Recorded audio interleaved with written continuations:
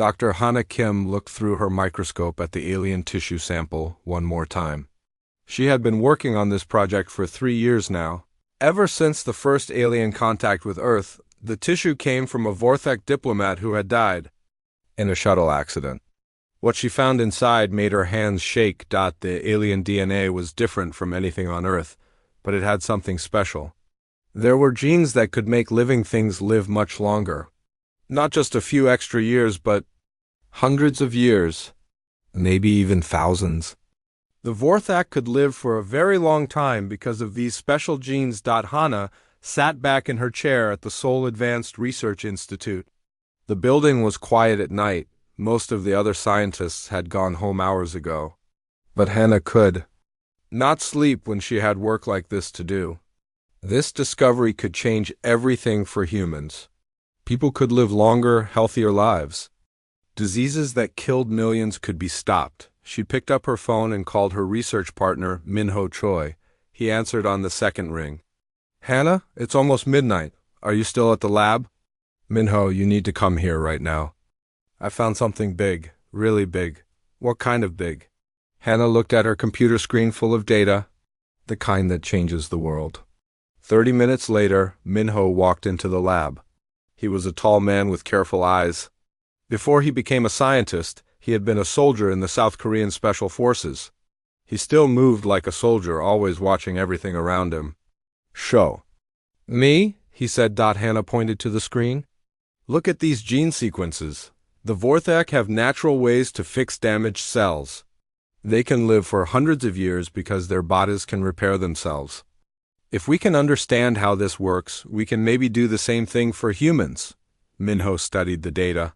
He was good with computers and biology, but he was also good at seeing danger. "Hannah, do you know what this means?"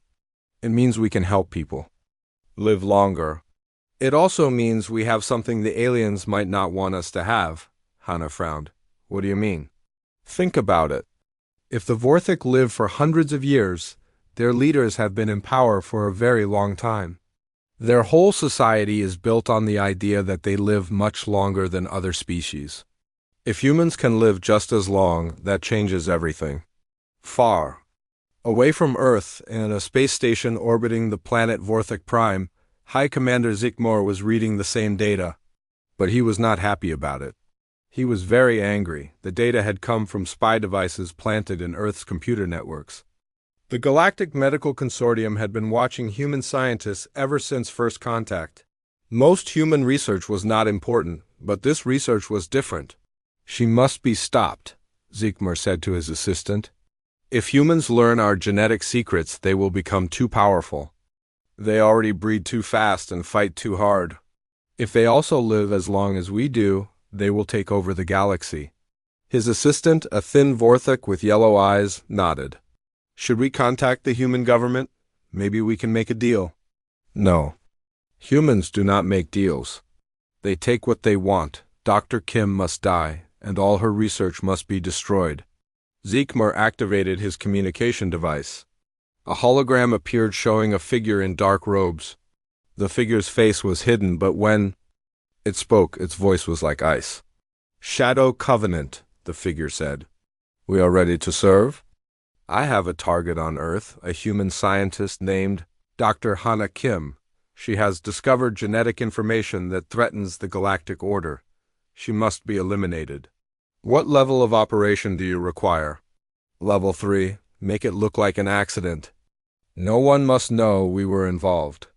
The fee for a Level 3 Earth operation is 50,000 galactic credits. Paid. How soon can you complete the mission? Our agent will be on Earth within 72 hours. The target will be eliminated within 1 week. The hologram disappeared. Zikmor smiled. Humans thought they were so smart, but they had no idea how the galaxy really worked. The strong species stayed strong by making sure the weak species stayed weak. Dr. Kim's research would die with her. Back on Earth, Hannah was still working late. She had sent copies of her research to 3 different secure servers. The discovery was too important to risk losing.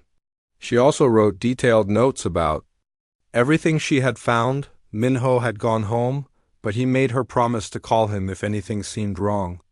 He had that soldier sense that told him when danger was coming.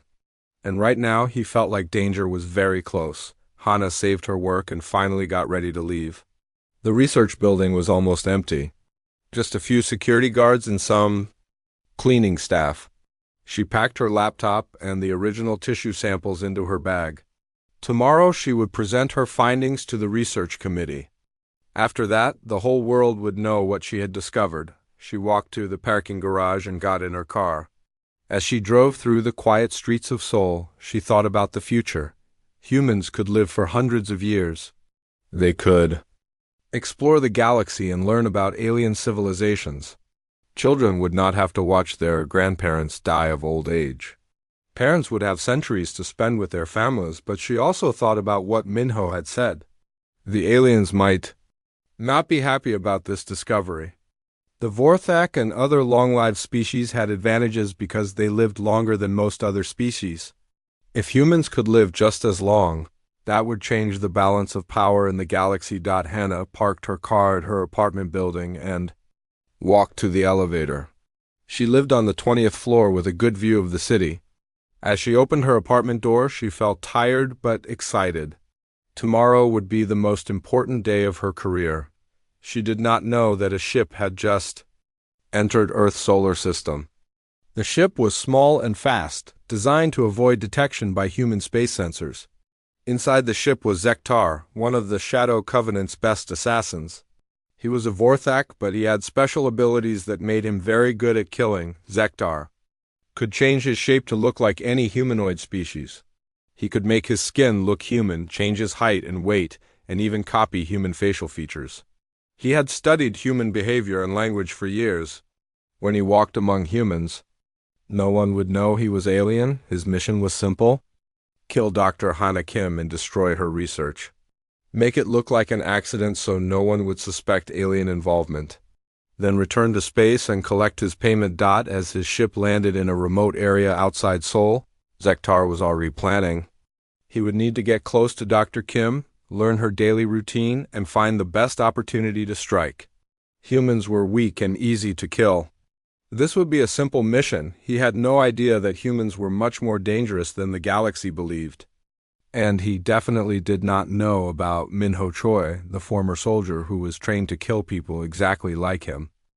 3 days later, Hannah Kim arrived at work to find a new security guard at the front desk. He was tall and looked Korean, with short black hair and friendly eyes. His name tag said Park Jinwoo. "Good morning, Dr. Kim," he said with a smile. "I'm the new night security supervisor. I'll be working the day shift this week to learn the building layout." Hannah nodded and walked past him to the elevator. She was thinking about her presentation later that day. The research committee would meet at 2 o'clock to hear about her discovery. After that, everything would change. The new security guard watched her go. His real name was Zektar, and he had spent 2 days studying this building and the people who worked here. He had copied the appearance of a real human named Park Jinwoo, who was supposed to start work today. The real Park Jinwoo was now dead, his body dissolved in acid in a forest outside the city. Zektar had done his research well. He knew that Dr. Kim always bought coffee from the machine on the 3rd floor at exactly 10:30 every morning. She always bought the same thing: coffee with cream, no sugar. Today, that coffee would be her last. The poison was in a small device hidden in his uniform pocket. It was made from Vorthak biotechnology and would cause what humans called a heart attack. The poison would be gone from her body within an hour, leaving no trace. Everyone would think she had died from natural causes, but Zektar did not know about Minho Choi. Minho arrived at work early as he always did. He was a careful man who noticed small details. When he saw the new security guard, something felt wrong. The man looked Korean and spoke Korean perfectly, but there was something strange about the way he moved. His eyes moved too much, like he was watching everything at once. Minho had learned to trust his instincts during his military service. In the special forces, soldiers who did not pay attention to details often died. And right now, his instincts were telling him that something was very wrong. He went to his office and called the security company that managed the building's guards. "Hello, this is Dr. Choi from the Seoul Research Institute. I wanted to confirm That Park Jinwoo started work today. Park Jinwoo? Let me check. I'm sorry, Dr. Choi, but Park Jinwoo called in sick this morning. He won't be starting until next week. Minho hung up the phone and felt his blood turn cold. There was a fake security guard in the building, and Hannah had just made the biggest scientific discovery in human history. This was not a coincidence. He quickly walked to Hannah's lab. She was working at her computer, preparing for the presentation. Hannah, we need to talk right now. She looked up and saw the serious expression on his face. What's wrong? The new security guard downstairs is not who he says he is. I think we're in danger. What do you mean? I called the security company. The real Park Jinwoo is sick at home. Someone is pretending to be him. Hannah felt afraid. You think this is about my research? I think someone wants to stop your presentation this afternoon. We need to call the police. But it was already 10:25. In 5 minutes, Hannah would go to get her coffee, just like she did every day. And Zektar was waiting for her. Minho looked at his watch. When do you usually get your coffee? 10:30. Why? Don't? Go today. In fact, don't leave this lab. Minho went to his desk and opened a locked drawer. Inside was something most scientists did not have in their offices, a pistol. He had kept his military weapons license even after becoming a scientist. His old commander had told him that once a soldier, always a soldier. At exactly 10:30, Zektar was standing near the coffee machine on the 3rd floor. He had already added the poison to the machine. When Dr. Kim pressed the button for coffee with cream, she would get a drink that would kill her in less than 5 minutes. He waited, but she did not come. At 10:35, he began to worry. At 10:40, he knew something was wrong. Dr. Kim always got her coffee at exactly 10:30. She had done it the same way for 3 years. Zektar decided to go to her lab and check on her. Maybe she was just busy today. He would find another way to kill her if necessary. He took the elevator to the 5th floor and walked down the hall toward Dr. Kim's lab. But as he turned the corner, he saw a man standing in the hallway outside the lab door. It was Dr. Choi, and he was holding a gun. Stop right there, Minho said. Put your hands where I can see them, Zektar smiled. He had killed many armed humans. Before, they were slow and weak compared to Vorthak. Dr. Choi, there seems to be some confusion. I'm just here to check on building security. No, you're here to kill Dr. Kim. The question is why? Zektar's smile grew wider. You are smarter than most humans. But not smart enough. His body began to change. His human skin turned gray and scaly. His fingers grew longer and ended in sharp claws. His eyes became yellow and cold.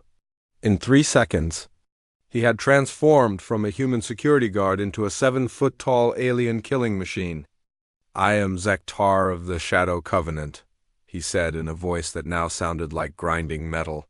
Dr. Kim has discovered information that threatens the Galactic Order. She must die. Minho had never seen a real alien before, but he had trained for situations where the enemy was bigger, stronger, and more dangerous than him. The key was to stay calm and use his advantages. Well, Minho said, you should have tried harder. He fired 6 shots at the alien's center of mass. The bullets hit Zektar in the chest and stomach, but the alien kept coming. His thick skin was like armor. But Minho was not finished. As Zektar lunged forward with his claws extended, Minho rolled to the side and pulled a grenade from his belt.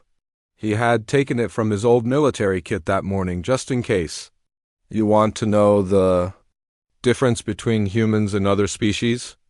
Minho said as he pulled the pin. We don't just fight to win. We fight to make sure you never want to fight us again. He shoved the grenade into Zektar's chest wound and rolled away. The explosion echoed through the building. When the smoke cleared, there was nothing left of Zektar except some gray slime on the walls. Hannah opened the lab door and stared at the mess in the hallway.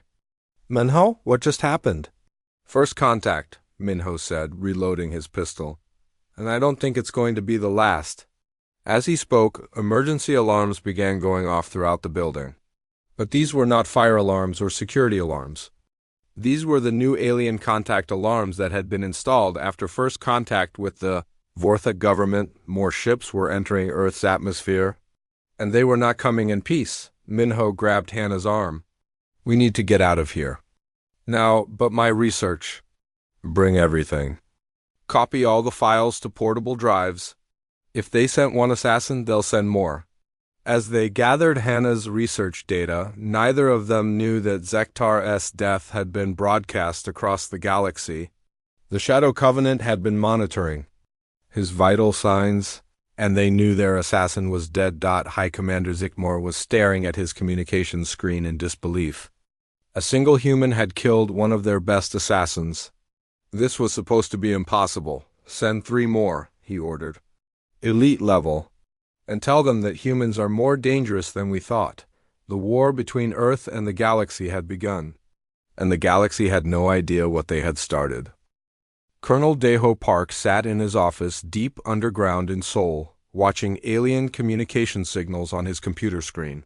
He had been monitoring space transmissions ever since the first alien contact 2 years ago. Most people did not know that Earth had been listening to alien radio signals for months. What he saw now made him very worried. 3 new alien ships had entered the solar system in the last 6 hours. They were much larger than the first ship, and they were not trying to hide. His phone rang. It was Dr. Minho Choi. Colonel Park? This is Minho. We met at the military science conference last year. I remember you, Minho. You're the Special Forces soldier who became a scientist. What can I do for you? Someone just tried to kill my research? Partner, it was an alien assassin that could change shape to look human. I killed it, but I think more are coming. Colonel Park looked at his screens again.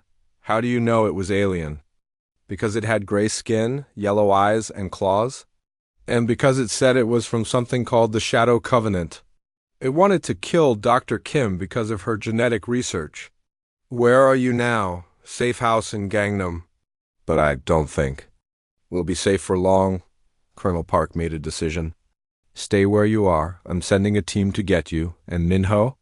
Bring all of Dr. Kim's research. I think we're going to need it.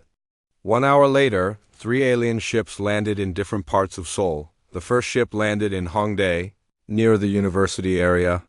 The second landed in Itaewon, close to the International District. The third landed in a park near Dr. Kim's apartment building. From each ship came 1 assassin.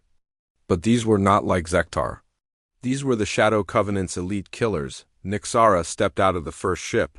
She looked like a tall human woman with white hair and pale skin. But her body was made of energy that could become solid or pass through walls like a ghost. She could walk through locked doors and kill people without leaving any trace. Thoken emerged from the second ship. He was 8 feet tall and looked like a giant insect crossed with a human.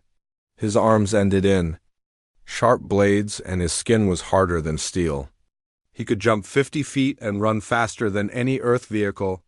Veloth came from the third ship.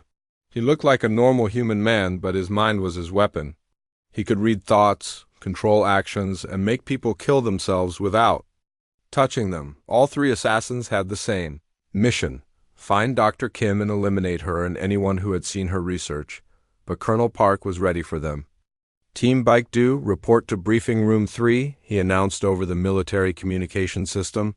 Within 5 minutes, 4 of South Korea's best special operations soldiers were sitting around a table. Staff Sergeant Ji-won Lee was a sniper who could hit a target from over a mile away. She had served in Afghanistan and Syria, places where missing a shot meant good people died. Corporal Taiwan Seung was an explosives expert. He could make a bomb out of household items or disable enemy explosives with his eyes closed. He had learned his skills fighting terrorists in Southeast Asia. Lieutenant Subin Kong was their technology specialist. She could hack any computer system and could track electronic signals from anywhere in the city. She had trained with American and Israeli cyber warfare units. The team leader was Captain Boram Hong, a veteran of 3 overseas deployments who had never lost a soldier under her command. Listen carefully, Colonel Park said. 3 alien assassins have landed in Seoul. Their target is Dr. Kim, a scientist who has made a discovery that threatens alien power. Our job is to protect her and eliminate the assassins. He showed them pictures from satellite feeds. The first alien can phase through solid matter. The second is physically enhanced, stronger, and faster than any human. The third can control minds. They expect to hunt one scared scientist. Instead, they're going to face the Korean military.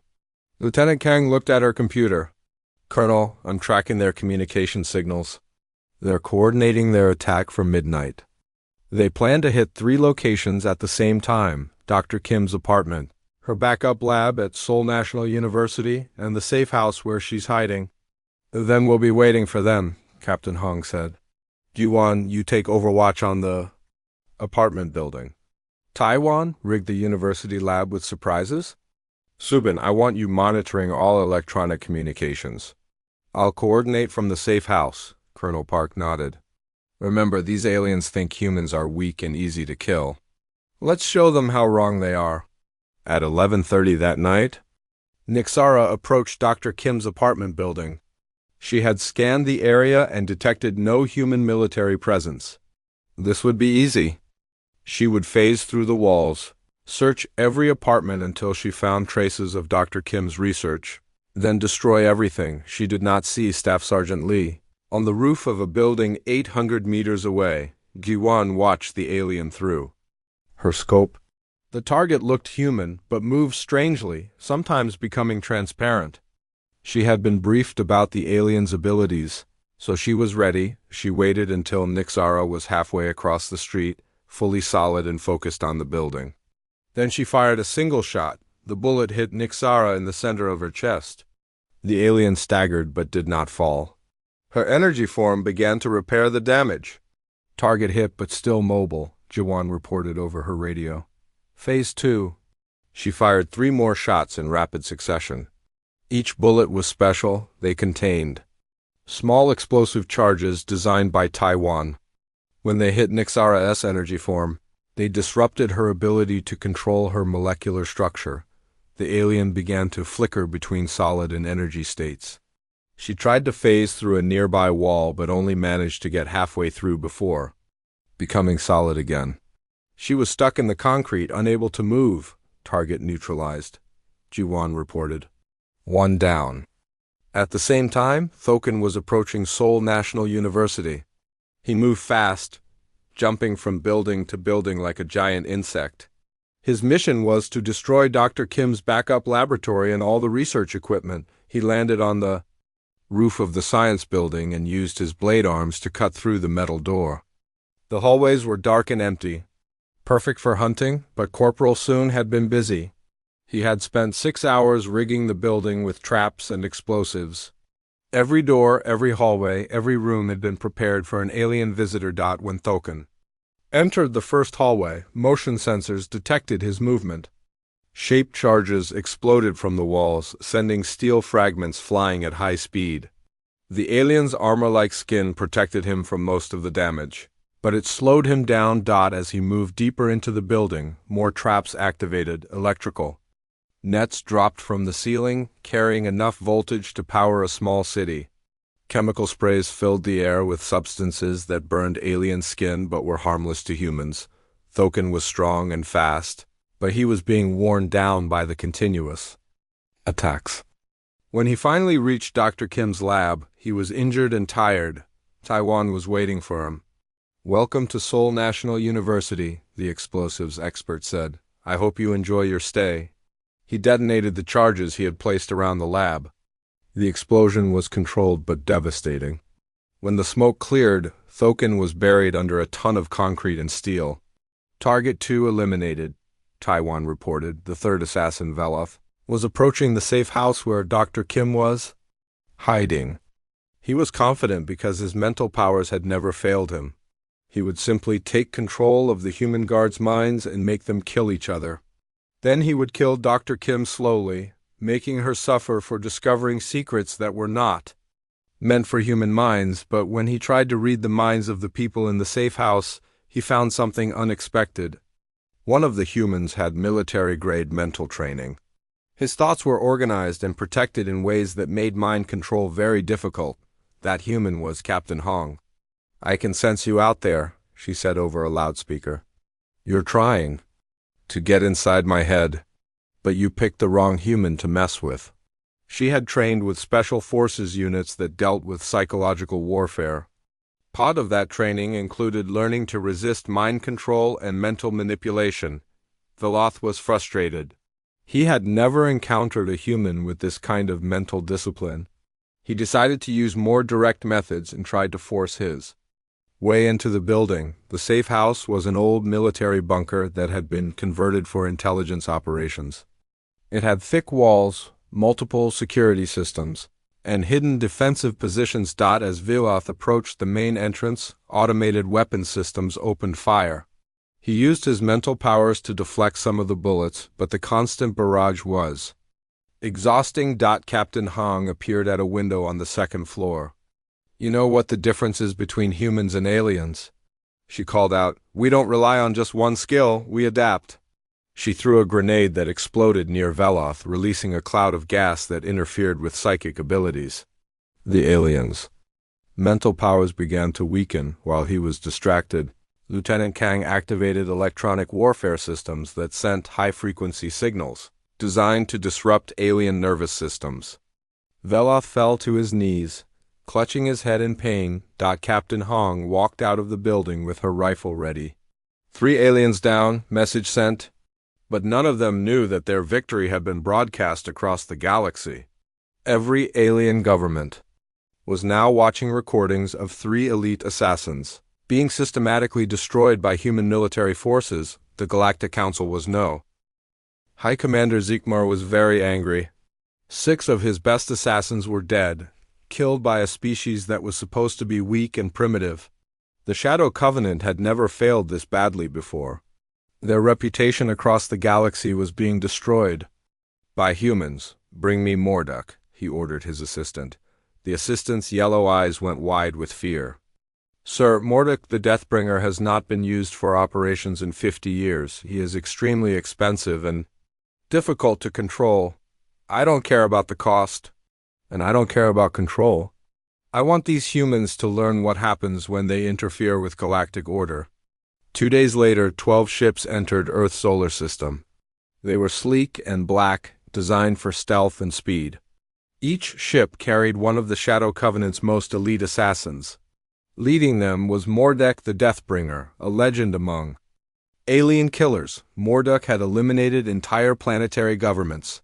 He had killed kings, emperors, and dictators across 100 worlds. His team had never failed a mission in 200 years of operations, but they had never fought humans before. General Hyunwoo Nam stood in the command center of South Korea's military headquarters, watching the alien ships approach on radar. Next to him was Director Yuna Oh of the Global Defense Initiative, a new organization created after the first alien contact. 12 ships this time, Director Oh said. They're not playing games anymore. Neither are we, General Nam replied. He activated the communication system that connected him to military bases around the world. This is General Nam. Operation Steel Rain is now active. All units report ready status. From military bases in Korea, Japan, Australia, and the United States, reports came back. Ready, ready, ready. The alien ships landed in a coordinated pattern around Seoul. They chose locations that would give them control of the main roads, transportation systems, and communication networks. It was a professional military operation designed to trap their target and eliminate all possible escape routes. Morduk emerged from the lead ship. He was 9 feet tall with dark red skin and 4 arms. Each arm ended in weapons that could cut through steel like paper. His face was covered by a mask that contained advanced scanning equipment and communication systems. Spread out, he commanded his team through their mental link. Remember, our target is the human scientist and anyone who has seen her research. Kill everyone else as an example to this species. The other assassins moved to their assigned positions. There was Kethel, who could become invisible at will. Sarvan, whose touch could poison any living thing. Nextar, who could control gravity around his body. And 9 others, each one a master of death. They expected to fight a few human soldiers and then complete their mission. Instead, They found themselves facing the combined military forces of planet Earth. Captain Wonho Kim led the first response team through Seoul's subway tunnels. His unit was specially trained for underground combat, and they knew every tunnel, every maintenance shaft, and every emergency exit in the city. "Remember," he told his soldiers over the radio, "these aliens think they're hunting us. But we know this city better than they do. We're going to show them what happens when you bring a knife to a gunfight." Above ground, Major Seo-Yoon Bae was coordinating surface operations from a mobile command center. She had tanks positioned at every major intersection, snipers on every tall building, and helicopter gunships ready to provide air support. The first alien to die was Keffel. He had turned invisible and was moving through Gangnam District, searching for signs of Dr. Kim, but Lieutenant Kong had developed new thermal imaging systems that could detect invisible aliens. "Invisible target moving north on Tehran Road," she reported from her monitoring station. 3 sniper teams locked onto the thermal signature. When Kethel stopped to scan a building, they all fired at once. The alien never knew what hit him. Sarvan tried to use his poison abilities in Hongdae, where many young people lived. He thought he could kill hundreds of humans and force Dr. Kim to surrender to save innocent lives, but Corporal Seung had prepared for this. The moment Sarvan began releasing his toxic compounds, gas masks dropped from hidden compartments throughout the district. Air filtration systems activated, clearing the poison from the air in minutes. While Sarvan was confused about why his poison was not working, Staff Sergeant Lee put a bullet through his head from 600 meters away. Nexstar used his gravity control to leap onto tall buildings, trying to get a better view of the city. But Korean fighter jets were waiting for him. When he jumped toward the Lot Tower, 2 jets fired missiles that hit him in mid-air. There was nothing left to fall to the ground. One by one, Mordek's team was being eliminated. But the Deathbringer himself was still dangerous. He had reached Seoul Station, the main railway terminal, and was using his advanced scanning equipment to search for Dr. Kim's location. Captain Hong received a report from her reconnaissance team. "Mordek is at Seoul Station. He's scanning every person in the area. If Dr. Kim is anywhere in the city, he'll find her soon." "Then we go to him," General Nam decided. "All units converge on Seoul Station. We end this now." But Mordek was not just any assassin. He had survived 2 centuries of warfare because he was smart as well as deadly. When human military forces began surrounding the station, he realized he was being hunted. "Clever," he said to himself. "These humans are more organized than our intelligence reports suggested." He activated his personal communication system and sent a message to his ship. "Begin emergency extraction protocol. And contact High Command. Tell them that humans are a Class 5 threat species." In the alien classification system, Class 5 meant a species that could fight galactic-level wars and win the battle for Seoul Station. Lasted 3 hours. Mordek was faster, stronger, and better armed than any human soldier. But humans had advantages he did not expect. They fought as a team. When Captain Kim's underground team attacked from the subway tunnels, Major Bae's surface forces provided covering fire. When Mordek tried to escape through the roof, helicopter gunships were waiting for him. Most importantly, humans fought with a level of determination that alien psychology could not understand. Every human soldier knew that their planet's freedom depended on winning this battle. They were not just fighting for their mission or their unit. They were fighting for their families, their children, and their future. Mordek was finally cornered in the main terminal hall. He was wounded and tired, but he was still extremely dangerous. Around him lay the bodies of 20 human soldiers who had died trying to stop him. "You cannot defeat me," he called out to the remaining humans. "I have killed the leaders of 100 worlds. I am death itself." Captain Hong stepped out from behind a concrete pillar. She had a rocket launcher on her shoulder and a determined expression on her face. "Maybe," she said. "But we humans have a saying, if you want to kill death, you better bring friends." At her signal, 50 human soldiers opened fire from every direction. Bullets, grenades, and rockets hit Mordek from all sides. His advanced armor protected him from the first wave of attacks, but it could not protect him from everything. When the shooting stopped, Mordok was still alive, but barely. He was on his knees, his weapons destroyed, his armor cracked and smoking. "Impossible," he whispered. "No species has ever." "First time for everything," Captain Hong said. She fired her rocket launcher at point-blank range. The explosion echoed through Sol Station. When the smoke cleared, there was nothing left of the most feared assassin in the galaxy. General Naum received reports from all over the city. All 12 alien assassins eliminated, no survivors. But they were not celebrating yet. Director O was watching her communications equipment with a worried expression.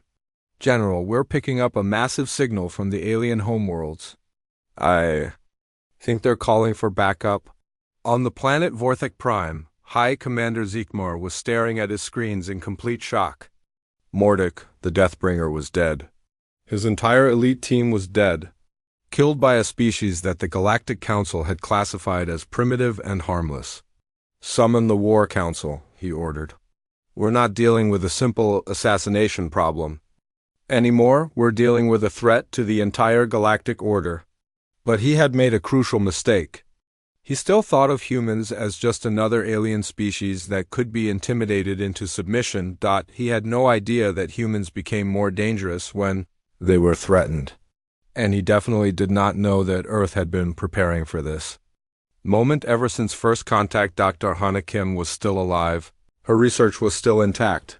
And now the human military knew exactly what they were fighting for. The real war was about to begin.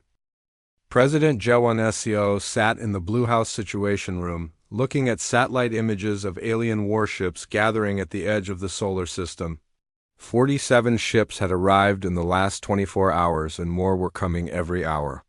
"They're not sending assassins anymore," said Prime Minister Min Ji-han, who had flown in from Seoul for the emergency meeting. "They're sending an invasion fleet." Admiral Kyung-ho Roo of the newly formed Human Space Defense Force was studying the tactical displays. The lead ships are Vorthek heavy cruisers. Each one carries enough firepower to destroy a city. They're planning to eliminate all human resistance and then take Dr. Kim's research. Dr. Hana Kim herself was sitting at the table, looking exhausted but determined. Next to her were Dr. Sunho Jang, a weapons engineer, and Dr. Yoonji Yoon, a quantum physicist. Together, they had been working day and night on something the aliens did not expect. "How long until they reach Earth?" President Seo asked. 6 hours, Admiral Roo replied.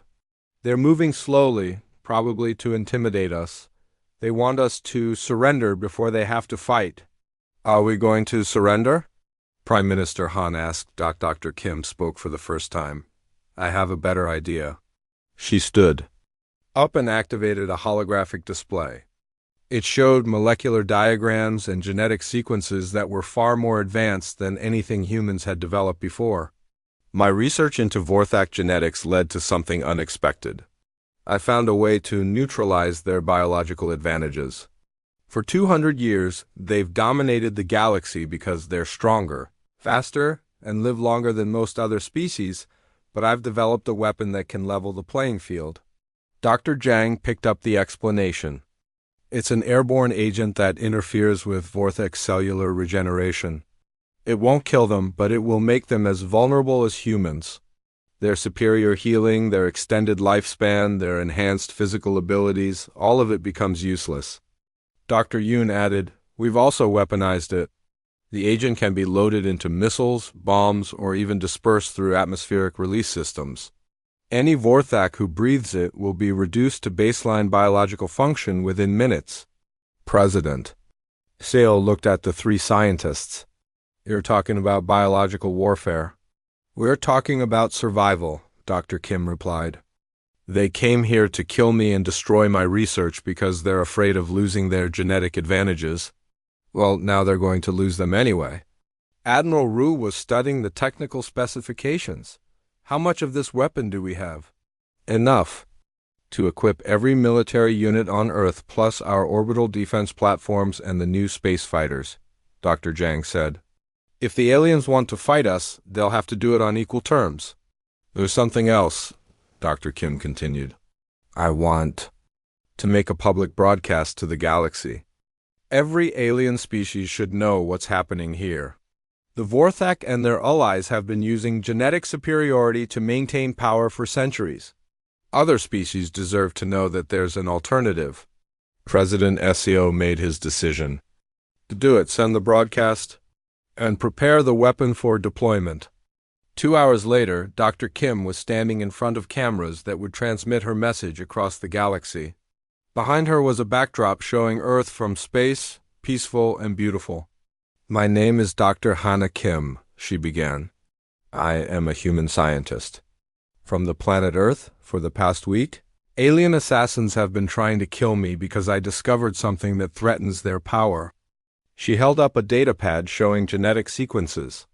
The species that rule your galaxy, the Vorthak, the Nexari, and others maintain their dominance through genetic advantages.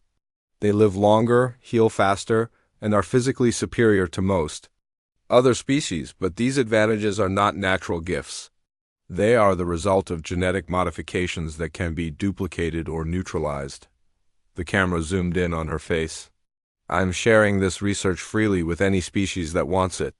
No one should be condemned to shorter lives or weaker bodies just because they were born to the wrong species. Genetic equality is a right, not a privilege. She paused and looked directly into the camera. The ruling species have sent a fleet to destroy Earth and eliminate this research. But humans have a message for them. We will not be intimidated. We will not surrender. And we will not let you keep other species in biological slavery. The broadcast ended with coordinates for downloading Dr. Kim's complete research data. Within hours, scientists on hundreds of worlds were studying the information and beginning their own genetic enhancement programs. On Vorthak Prime, High Commander Zikmur was watching the broadcast with growing horror. She's given away our greatest advantage to the entire galaxy. Every inferior species will now try to become our equals. His assistant was monitoring communications from across the galaxy. Sir, we're receiving reports from dozens of worlds. Alien governments are demanding access to the genetic modification technology. Some are threatening to rebel if they don't receive it. Then we destroy Earth now, before this goes any further, Zikmur decided. Signal the fleet. Begin the attack immediately. The Nexus Eradication Fleet moved toward Earth at maximum speed. 47 warships armed with plasma cannons, quantum torpedoes, and planet-killing weapons. They expected to find a primitive world with crude defenses. Instead, they encountered Admiral Heejin Lim, commanding humanity's orbital defense network. The defense platforms had been built in secret over the past 2 years, disguised as scientific research stations. Each platform was armed with railguns that could fire projectiles at significant fractions of light speed, and missile systems loaded with Dr. Kim's biological weapon. Alien Fleet, this is Admiral Lim of the Human Defense Force. She broadcast on all frequencies. You are approaching Earth territorial space. Turn back now or face the consequences. The alien fleet commander, war leader Kethmore, responded with contempt. Primitive humans, you will surrender immediately. Your defenses are pathetic compared to our firepower. We will give you one chance to hand over the criminal scientist Kim and all her research. Counteroffer, Admiral Lim replied. You can turn around and go home, or you can find out why humans are the most dangerous species in the galaxy. The aliens opened fire first. Plasma beams and quantum torpedoes streaked toward Earth's orbital platforms. But the human defenses were not where the aliens expected them to be. Commander Johan O led the first wave of human fighter craft. The ships were small and fast, built for speed and maneuverability rather than heavy armor. They swarmed around the alien cruisers like angry insects. Remember the mission, Commander O told his pilots. We're not trying to win a fair fight. We're trying to make them regret starting one. The human fighters carried missiles loaded with the biological weapon. When they exploded near alien ships, the agents spread through the enemy vessel's atmospheric systems. Within minutes, Vorthak soldiers were collapsing as their enhanced abilities disappeared. Captain Jia Moon commanded the orbital defense platforms. Her weapons were designed using human engineering principles. If something could be broken, it should break in a way that hurt the enemy. When alien plasma beams hit her platforms, they didn't just explode, they released clouds of metallic debris that interfered with alien targeting systems. When her railguns fired at enemy ships, the projectiles were designed to fragment on impact, creating thousands of smaller projectiles that could penetrate alien armor.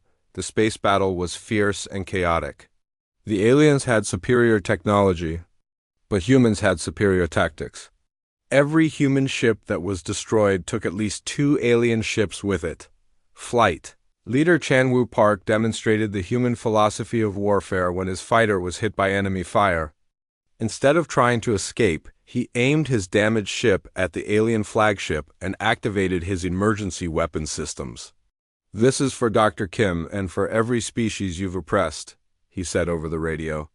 His ship exploded against the alien flagship's hull, creating a breach that exposed the interior to space. The battle lasted 6 hours. When it was over, 31 alien ships had been destroyed or disabled. The remaining 16 ships were retreating toward the edge of the solar system, but Admiral Lim was not finished with them. "All remaining platforms fire pursuit missiles," she ordered.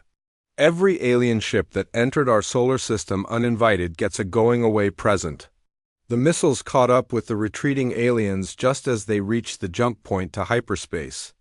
Each missile carried a special payload, data packages containing Dr. Kim's research and her broadcast message. When the alien ships returned to their home worlds, they would carry the seeds of revolution with them. Every species that had been genetically oppressed would now have the tools to free themselves. On Earth, President SCO was addressing the nation on television. Today, humanity faced its first test as a spacefaring species. We were attacked by forces that wanted to keep us weak and afraid. Instead, they learned that humans do not bow to bullies. He looked directly into the camera. "We have sent a message to the galaxy. Earth is not a target. We are not victims. We are the species that fights back harder than you fight us. And we are the species that shares our strength with anyone who wants to be free." But the war was not over. The retreating alien ships carried more than just Dr. Kim's research. They also carried tactical data about human military capabilities. The Galactic Council now knew that humans were. The Galactic Council met in emergency session on the neutral station of Kepler 442. Representatives from 12 major species gathered to discuss what they were now calling the human problem. High Commander Zikmor of the Vorthak Empire stood before the assembled delegates, his red skin showing signs of stress. "The humans have become a threat to galactic stability. They have weaponized genetic research and shared it with inferior species across the galaxy. We are already receiving reports of rebellions on 17 worlds." Crystalline speaker Zareth of the Nexari Confederation vibrated with anger. "Our client species are demanding genetic enhancement technology. Some are threatening to break their trade agreements if we do not provide it." Ambassador Valquan of the Hegemony, a species that looked like tall, thin humanoids with blue skin, spoke in a calm voice. "Perhaps we have underestimated the humans. Their military performance against our fleets was ... impressive." "Impressive?" Zikmor's voice rose. "They destroyed 31 of our best warships. They killed Mordok the Deathbringer. They have made us look weak in front of the entire galaxy." The Galactic Council's military advisor, War Marshal Kethver, activated a holographic display showing Earth's solar system. "Our intelligence analysis indicates that humans are more dangerous than any species we have encountered. They adapt quickly, fight with unusual tactics, and show no fear of death in combat."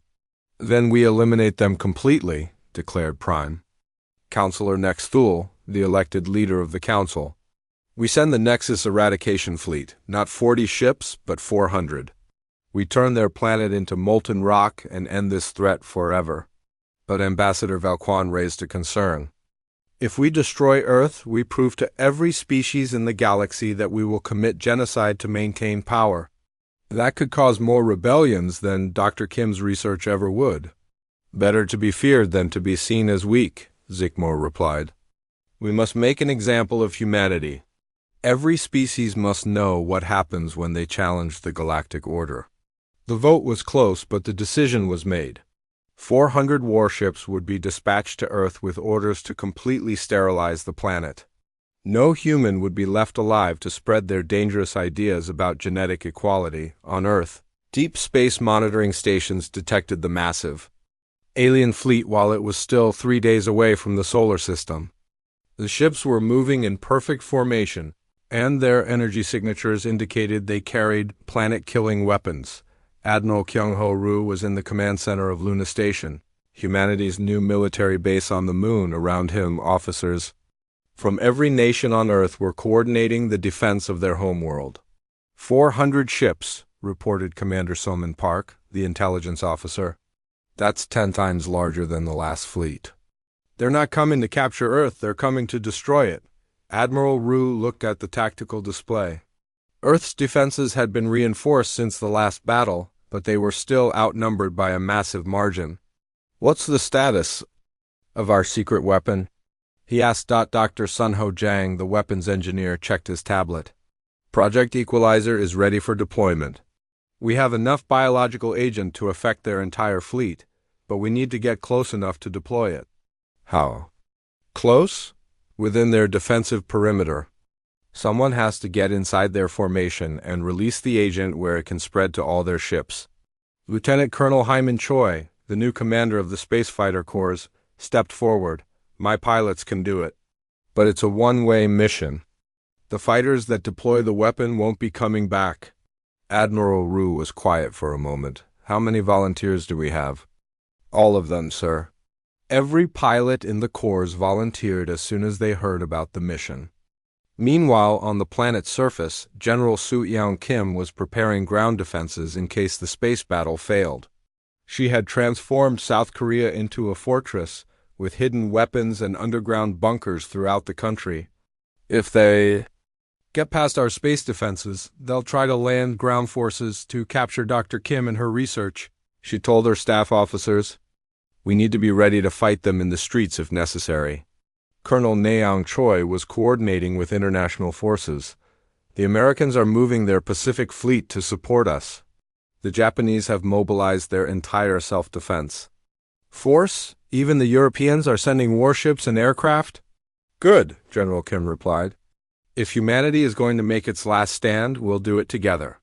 Dr. Hannah Kim was in her laboratory, making final preparations for what might be her last experiment.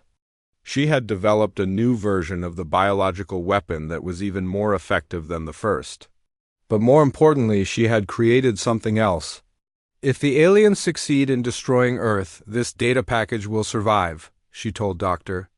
Yoon Ji-yoon. I've loaded it onto probe ships that will launch automatically if Earth falls. The probes will carry complete genetic modification technology to every inhabited world in the galaxy. You're making sure that even if we lose, the galaxy wins, Dr. Yoon observed. Exactly. The aliens can kill us, but they can't kill an idea. Whose time has come. The alien fleet arrived at the edge of the solar system exactly on schedule. War Commander Kethel, who had replaced the officers killed in the previous battle, was confident that this time would be different. 400 ships against one primitive planet, he said to his bridge crew. This will be over quickly. But as the fleet approached Earth, they encountered something unexpected. The planet was surrounded by a defensive network that was 3 times larger than intelligence reports had indicated. Admiral Heejin Lim had spent the past month building hidden defense platforms throughout the solar system. They were disguised as asteroids, space debris, and scientific satellites. When the alien fleet entered the inner system, they found themselves surrounded by weapons. Alien fleet, this is Admiral Lim, she broadcast. You have 30 seconds to turn around and leave this system. This is your only warning, War Commander Kethel laughed. Foolish humans! We have 400 ships. You cannot possibly have enough weapons to stop us. You're right, Admiral Lim replied. We don't have enough weapons to stop you. But we have enough weapons to make sure you never want to try this again. The battle began with the largest space engagement in Galactic History: 400 alien warships against humanity's orbital defenses and space fighters. The human defense platforms opened fire first, sending streams of railgun projectiles and missiles toward the alien fleet. The aliens responded with plasma cannons and quantum torpedoes that lit up space like a second sun. Commander Johann O led his fighter squadrons in a desperate charge toward the alien fleet. His mission was to get close enough to deploy the biological weapon, even if it meant certain death. "Remember," he told his pilots over the radio, "we're not just fighting for Earth, we're fighting for every species that's ever been oppressed by these aliens. Make it count." The fighters dove into the alien formation like bullets fired into a wall. Alien defensive fire destroyed dozens of human ships, but others kept coming.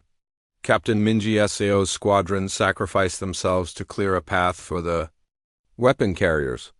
Major Dongwu Li's fighters drew enemy fire away from the critical mission ships. Lieutenant Colonel Troy's ship was hit by enemy fire as she approached the alien flagship. Her engines were damaged and her weapons were offline, but she still had one biological weapon pod left. "This is for Dr. Kim," she said over the radio, "and this is for humanity." She flew her damaged fighter directly into the alien flagship's hangar bay. The explosion released the biological agent throughout the ship's atmospheric system within minutes. Vortex soldiers throughout the flagship were collapsing as their genetic advantages disappeared. The ship's commander, War Commander Kethel, felt his enhanced strength and healing abilities vanish. "What is happening to us?" he demanded of his medical officer. "The humans have deployed a genetic weapon, sir. It's neutralizing our biological enhancements.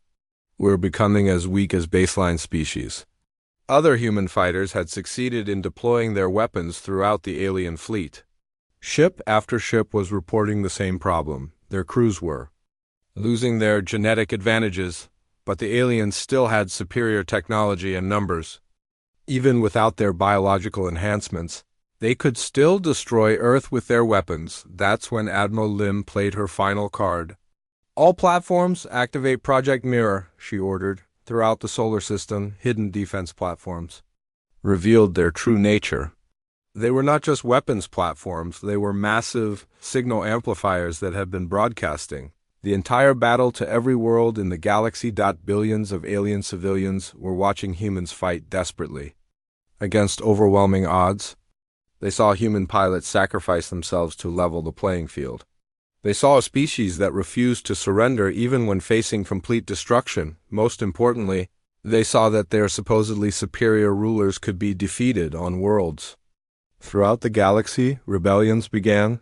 Species that had been oppressed for centuries rose up against their Vorthek and Nexari overlords.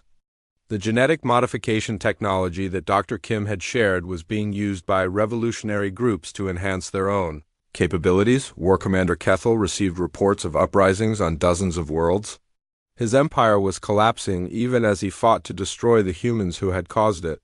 "Sir," his War Commander Kethel's flagship was burning in space, its hull breached in dozens of places. Around him, the Nexus eradication fleet was in ruins. 200 ships had been destroyed, and most of the survivors were too damaged to continue fighting, but Kethel was not ready to surrender. He still had 40 functional warships and enough firepower to devastate Earth's surface. If he could not maintain galactic order, he would at least make sure the humans paid for destroying it. "Signal the remaining ships," he ordered his bridge crew. "We're going to make a final assault on the human planet. Even if we die, we'll take their civilization with us." The surviving alien ships formed up for a desperate attack run toward Earth. They pushed their damaged engines to maximum power and aimed their remaining weapons at the planet's major cities, but they would have to get past General Suyang Kim. First, the Korean general was coordinating Earth's final defense from a command bunker deep beneath Seoul. She had been watching the space battle on her screens, and she knew that some alien ships would get through. "All ground units prepare for orbital bombardment," she announced over the military communication network. "They're coming in fast and angry. This is what we've been training for." Throughout Seoul, hidden weapon systems activated. Buildings that looked like normal offices and apartments opened up to reveal missile launchers and energy weapons. The entire city had been turned into one massive defense installation. Sergeant Major Hansol Yu was leading an urban warfare team in the Gangnam district. His soldiers were positioned in buildings, tunnels, and underground shopping centers. They had been preparing for this moment for weeks. "Remember," he told his team, "if they try to land troops, we make them pay for every block they take. This is our home, and we know it better than they do." Colonel Neong Choi was coordinating with Allied forces from around the world. American aircraft carriers were positioned off the coast, Japanese fighters were patrolling the skies, and European missile systems were tracking the incoming alien ships. "This is it," she told her international counterparts. "Humanity's last stand. Let's make it a good one." The first alien plasma beams struck Earth's atmosphere, creating brilliant streaks of light as they burned through the air. But Earth's defenses were ready. Lieutenant Colonel Kyung-Soo Nam commanded the atmospheric defense grid, a network of energy shields and deflector systems that had been built around major population centers.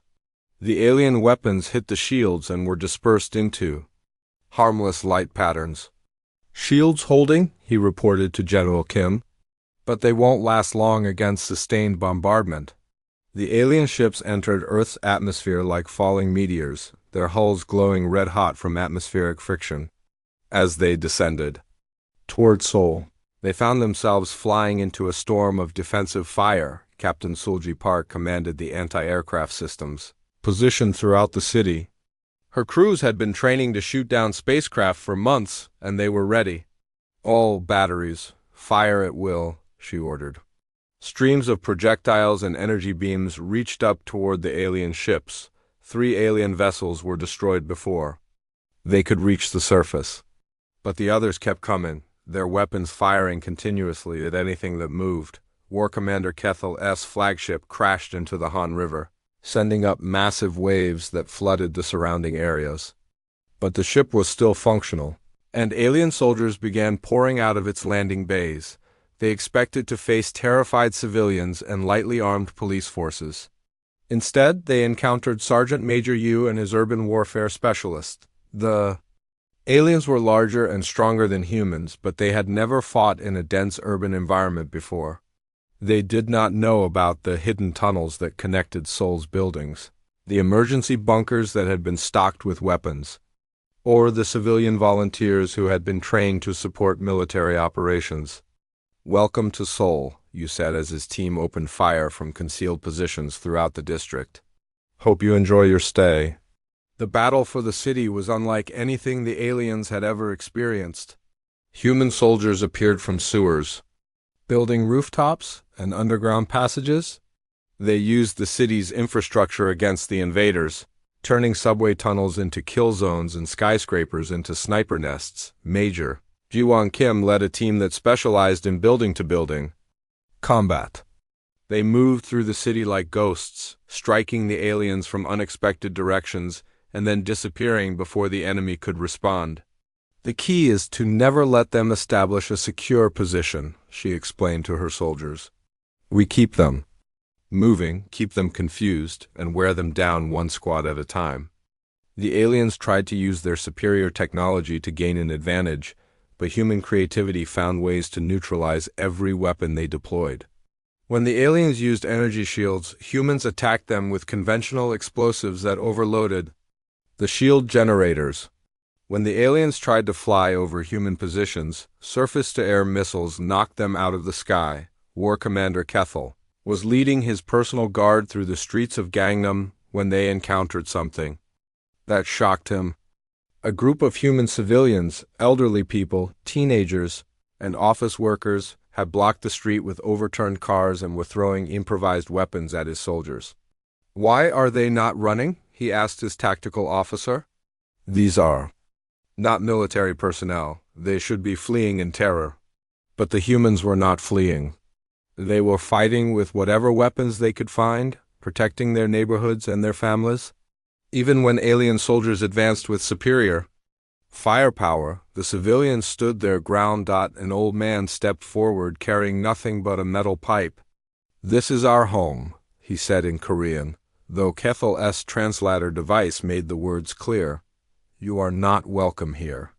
Kethel was beginning to understand why his empire was falling apart. Humans did not just fight with their military, they fought with their entire civilization. The battle continued through the night and into the next day. Block by block, building by building, the aliens were pushed back toward the crash site of their flagship. They had superior individual soldiers, but humans had superior numbers, better knowledge of the terrain, and most importantly, they were fighting for their home. Colonel Choi received a report that made her smile. "General Kim, we're getting communications from around the world. The aliens landed forces in 12 major cities. Every single landing has been contained or repelled. What about casualties?" General Kim asked. "Heavy on both sides. But we're winning. The aliens are retreating to their crash sites and requesting evacuation. But there would be no evacuation. The alien fleet in orbit had been completely destroyed and no rescue ships were coming. The surviving alien soldiers were trapped on a hostile planet with no way home." War Commander Kethel realized this as he looked at his communication equipment in the ruins of his flagship.